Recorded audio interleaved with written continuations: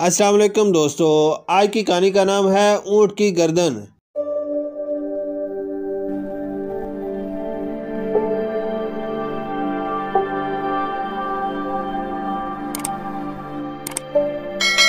کسی جنگل میں ایک مغرور اونٹ رہتا تھا۔ اسے اپنے لمبے قد اور چال ڈال پر بڑا ناز تھا۔ اس کا دعویٰ تھا کہ میں سب سے اعلیٰ ہوں۔ اس کا جہاں جی چاہتا منہ اٹھا کر چلا جاتا اور سب جانوروں سے بدتمیزی کرتا رہتا۔ کوئی جانور اگر اسے چھیڑتا تو وہ اس کے پیچھے پڑ جاتا۔ اس کے گھر کے قریب چوہے کا بل تھا اور اونٹ کو اس چوہے سے سب سے زیادہ نفرت تھی۔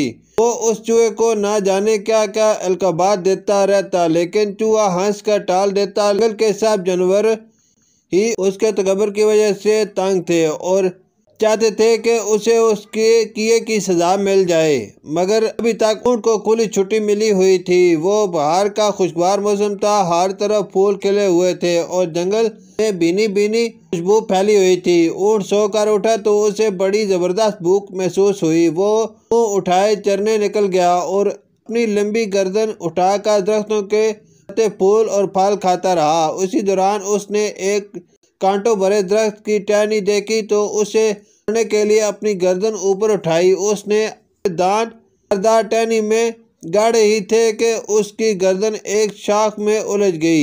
اب تو اونٹ کی ساری شیخی روا ہو گئی۔ وہ زور لگا کر جب تھک گیا تو زور زور سے رونے لگا، مگر کسی نے اس کی نہ آواز سنی اور نہ ہی مدد کو آیا۔ کچھ دیر بعد جب جنگل کے جانوروں کو اونٹ کی مشکل کا پتہ چلا تو وہ اس کو ہمدردی سے دیکھنے لگے، لیکن اس کی مدد پھر بھی نہ کر سکے۔ اسی دوران چوہا بھی وہاں پہنچ گیا۔ اس نے اونٹ کی جو یہ حالت دیکھی تو درخت پر چڑھنا شروع کر دیا۔ جانوروں نے اسے منع کیا، مگر چوہے نے کسی کی نہ مانی اور اس شاخ تک جا پہنچا جہاں اونٹ کی گردن پھنسی ہوئی تھی۔ کمزور ہونے کے باوجود اس نے کسی نہ کسی طرح اس شاخ کو ہلا کر اونٹ کی گردن آزاد کی تو اونٹ کی جان میں جان آئی۔ اب اونٹ کو معلوم ہو چکا تھا کہ جنگل میں ہر جانور اہم ہے۔ اس کا غرور خاک میں مل چکا تھا۔ اس نے سب جانوروں سے معافی چاہی اور چوہے کو اپنا پکا دوست بنانے کا اعلان بھی کیا۔ سب جانور ہنستے